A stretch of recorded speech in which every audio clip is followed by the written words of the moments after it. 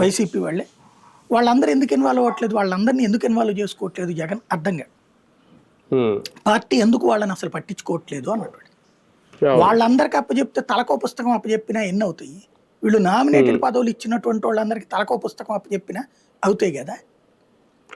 వాళ్ళతో కోఆర్డినేట్ అనేది జగన్ ఏమో పైన కార్యక్రమం చూసుకుని వెళ్తున్నాడు. కింద తెలుగుదేశానికి ఉన్నటువంటి సంస్థాగత నిర్మాణం వైసీపీకి లేదు.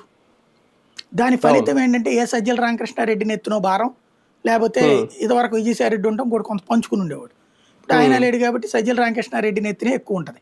ఇదివరకు చెవిరెడ్డి ఇంకోళ్ళు ఎవరో అనుబంధ సంఘాలు ఉంటుంది కాబట్టి అయ్యేది. చెవిరెడ్డి లేడు, జైల్లో ఉన్నాడు. పార్టీ సంస్థాగత నిర్మాణంలో వాళ్ళ జగన్ తర్వాత కార్యక్రమాలు చూసుకునేవాడు చెవిరెడ్డి తప్పించి ఎవరు కనబడుతున్నారు?